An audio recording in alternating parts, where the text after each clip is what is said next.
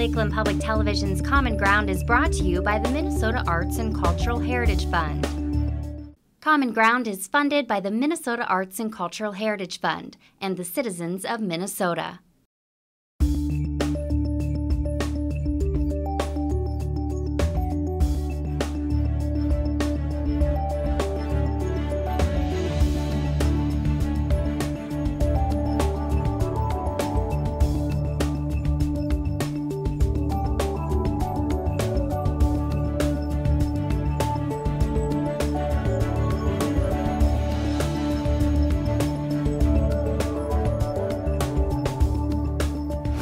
Hi, and welcome to Common Ground. I'm your host, Ashley Hall.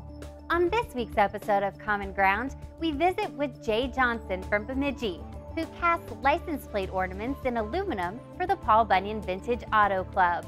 Plus, stroll Library Park with us as we visit with the artists at the 2010 Art in the Park.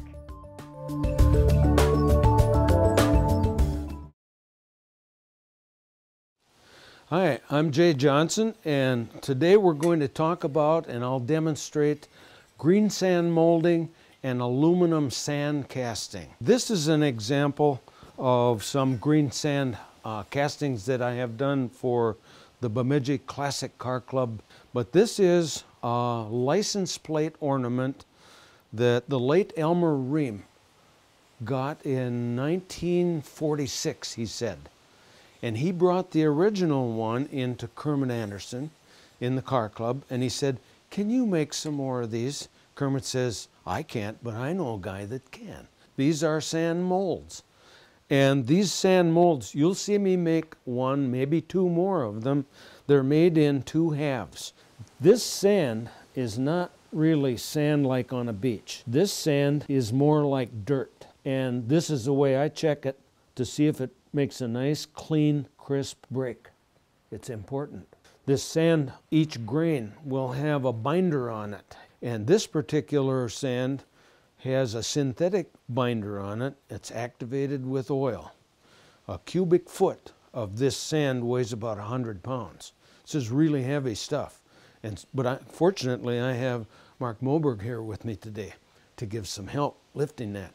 And maybe he'll leave now that I've said that. This sand casting operation that you see me do today is extremely old. Back into ancient China, they were doing these things. This is not something I developed on my own in this little garage a few years ago. This has been around a long, long time. Now this pattern happens to be on a board. On this pattern and on the castings, you'll see this little system here. This is called a gating system. These are like floodgates that get the metal into this section, which is called the mold cavity. This whole gating system is designed to get clean metal into the mold cavity, and eventually the gating system gets cut off the castings and that whole thing will get remelted. Industry uses these all the time. The other side has little or nothing on it, and this is referred to then as a match plate. Now, others that are watching this may know all about these things, and they will get just bored to tears. I'm going to pretend like most people don't know anything about this sand casting. Now it's time to make a mold. And I'll step over to the molding bench, and we'll discuss some of these other things that I'm going to be using.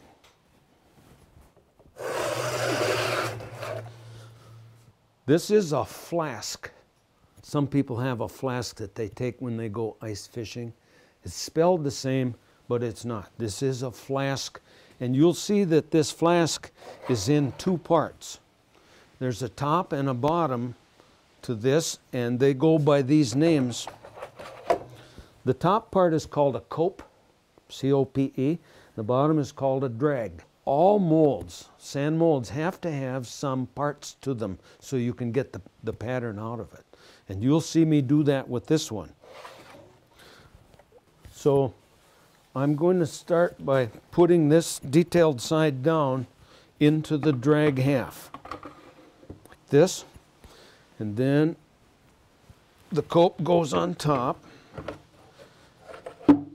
Now we've got the unit assembled with the pattern in between the cope and the drag.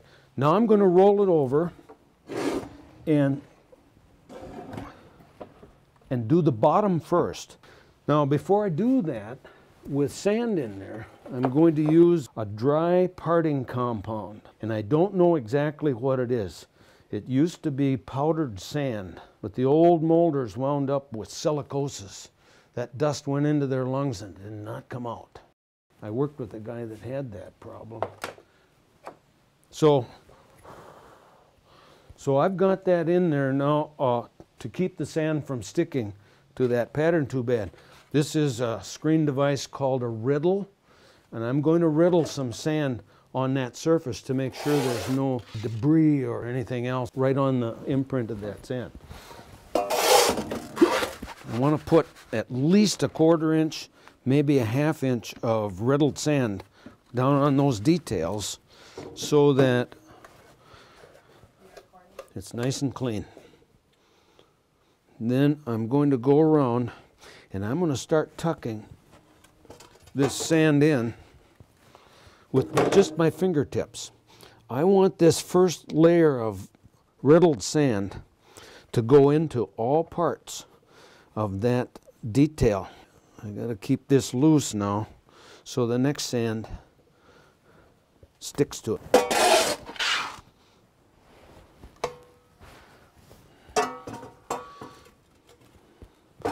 Now a tool called a bench rammer.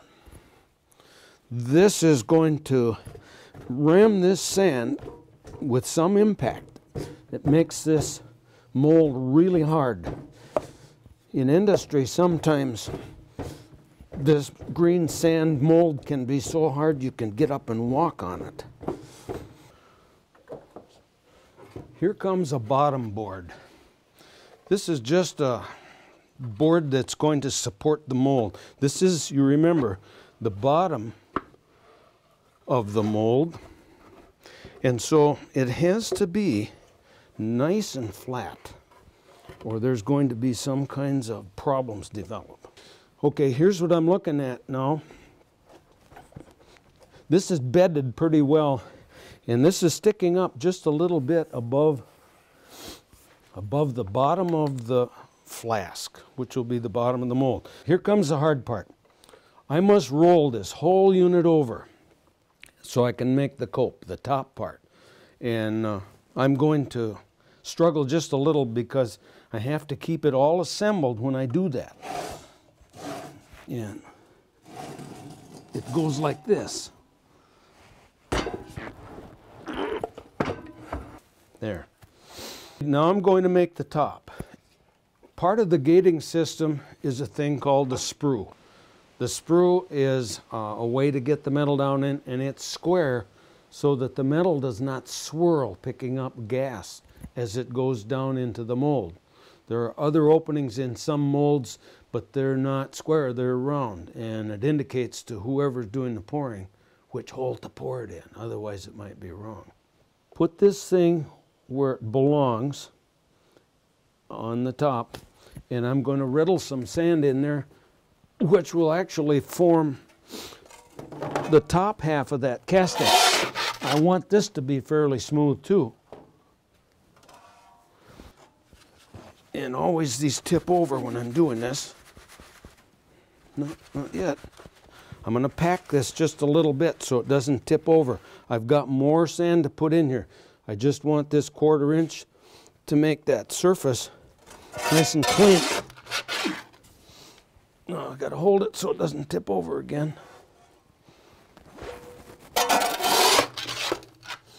Well, how did I learn about this? I took a course in college that I really enjoyed called Foundry.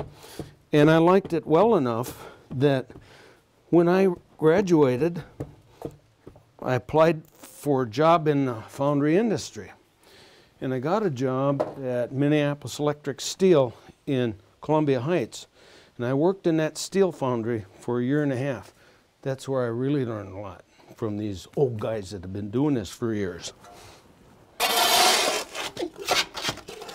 I would like to get as many molds here as I can, because it's kind of expensive to run this furnace. Oh, here's a tool called a slick. This is a Foundryman slick, and it's used for doing cuts and other work in the sand mold.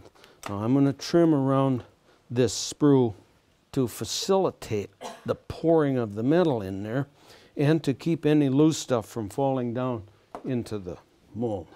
This mold is ready to come apart, and I'm going to loosen this sprue pin really well so I can get it out of there. Then I'm going to use the slick, and I'm going to take some of this loose sand out of here. Drop it right down the sprue hole, because that's got to come all apart anyway. That sand will come out when I take this apart.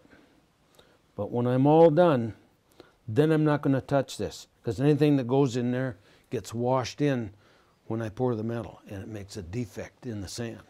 I wish it was almost full, heavy as that gets to be.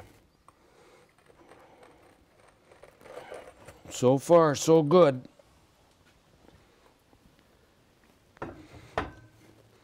I'm happy so far. Now, a little trim around here. There might be a little bit of loose sand where the sprue and this plate met, but I don't think so. That looks good. Now, I've got to loosen this pattern just a little bit, and I'm just going to wrap on it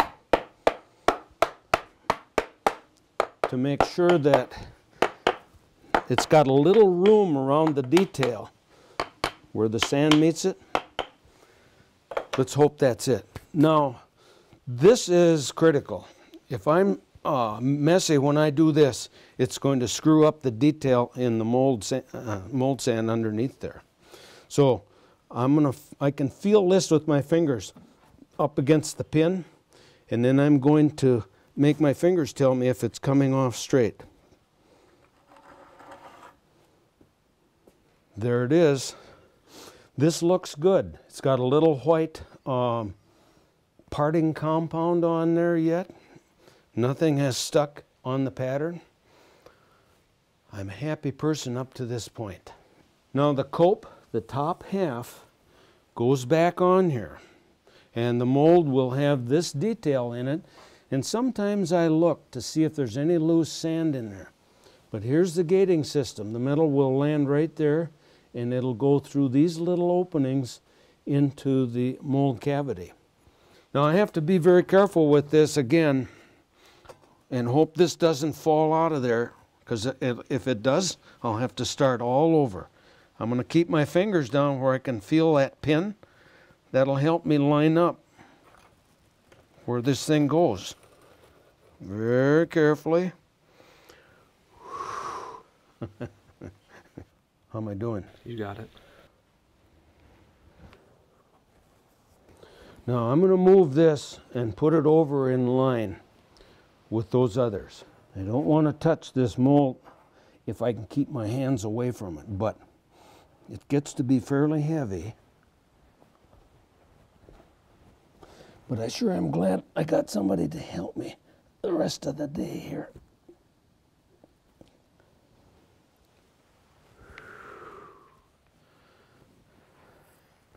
A slip jacket, just in case some metal wants to squirt out on the parting line, just to keep any debris from falling down into the mold cavity.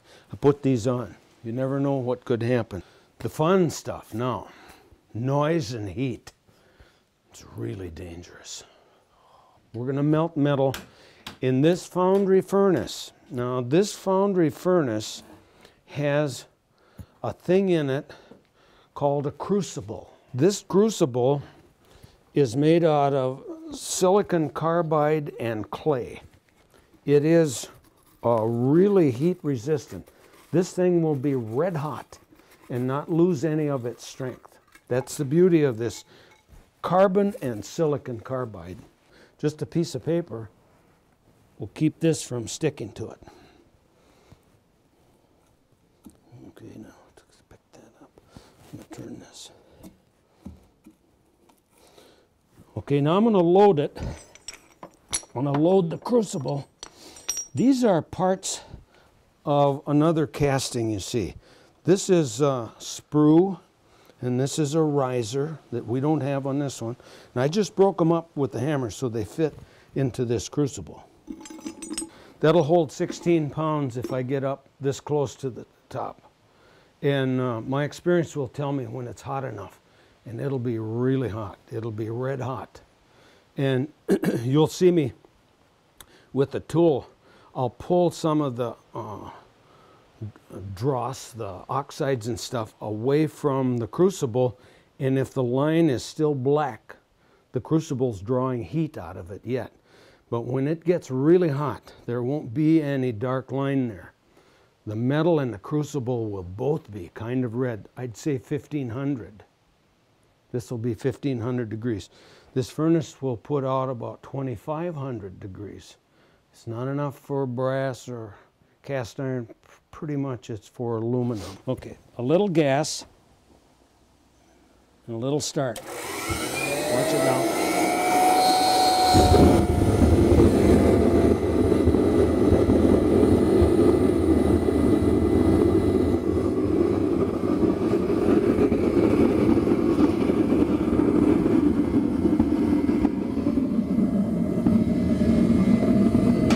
The best material for melting will be pistons. These pistons are made out of an aluminum alloy known as Dural, durable aluminum, that has aluminum, copper, and silicon.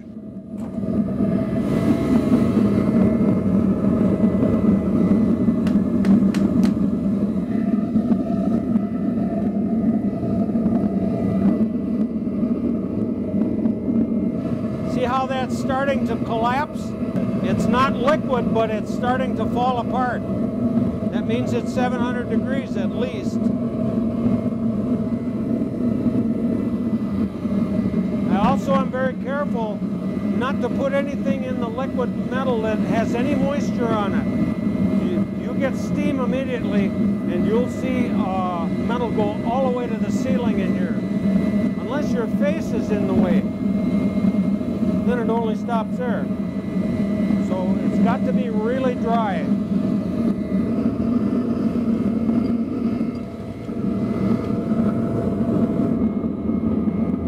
Now you'll see how dark the crucible is.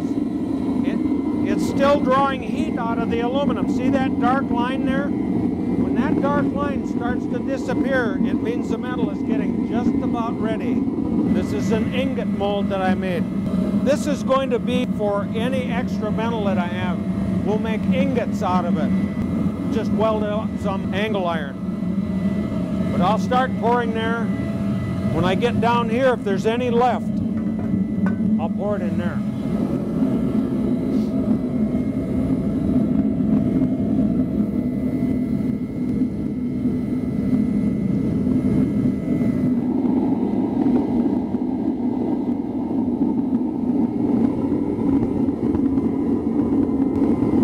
Piston rings coming out.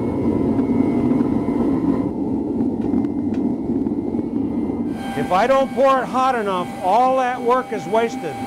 The mold cavity may only fill halfway. So I start all over again with those molds. I don't like to do that. Oh, it's hot now. The metal is as hot as the crucible now. And I'd say it's close to 1500, which is what I'm looking for. That's going to be ready to pour in just a little while.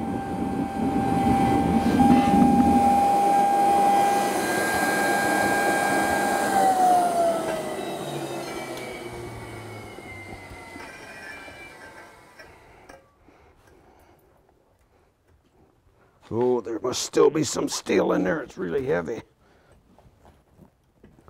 Some of those plates I didn't get out, I bet.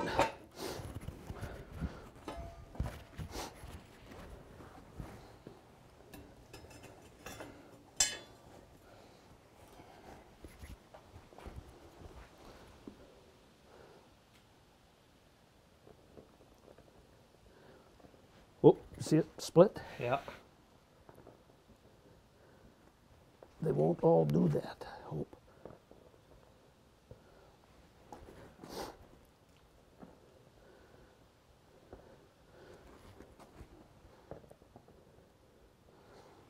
Once you start pouring, you pour it hard so it doesn't fool around on its way to the mold cavity.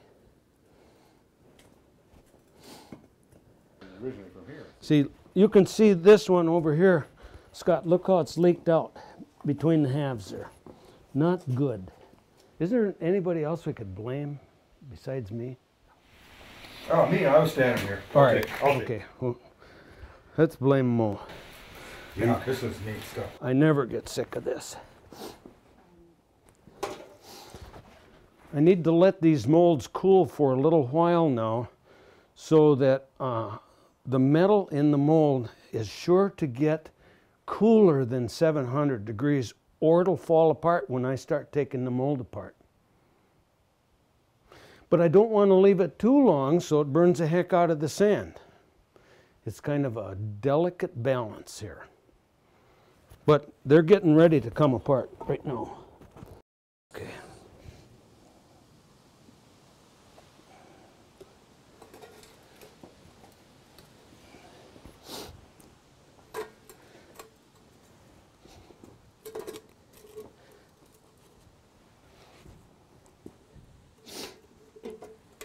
You're removing the... Slip jackets. See, it did come out a little bit of the parting line. It wasn't supposed to do that. I'm going to carry these over there and take them apart. Well, that's still hot, right? Oh, yeah.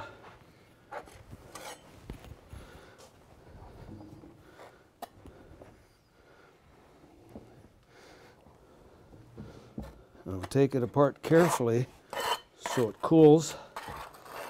Isn't that excellent?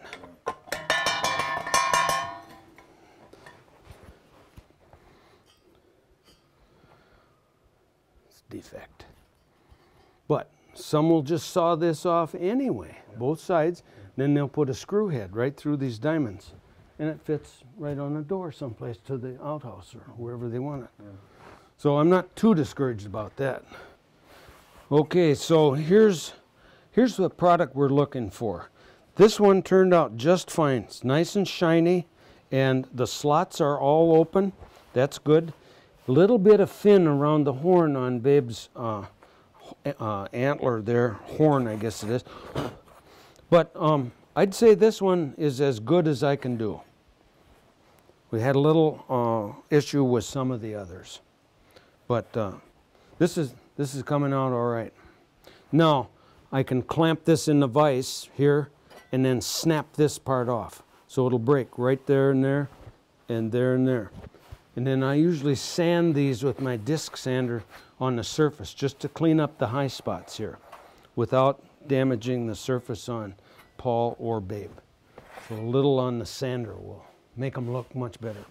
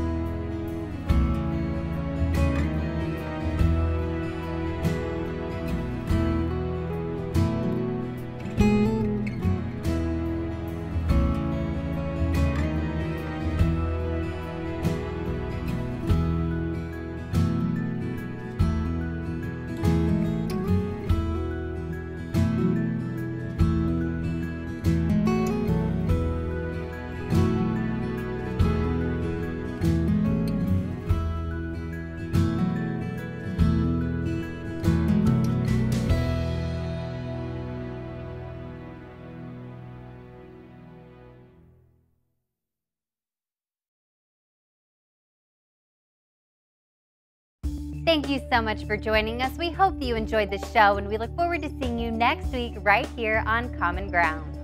If you have a segment idea for Common Ground pertaining to North Central Minnesota, contact us at legacy@lptv.org or call us at 218-333-3022. To view this episode or any Common Ground segment, visit us at lptv.org/Common Ground.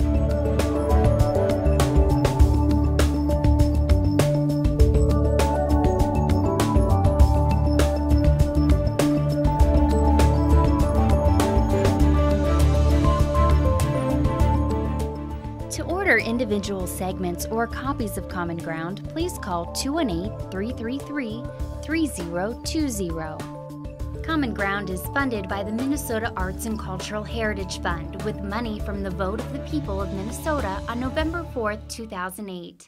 If you enjoyed this segment of Lakeland Public Television's Common Ground, consider making a contribution at lptv.org.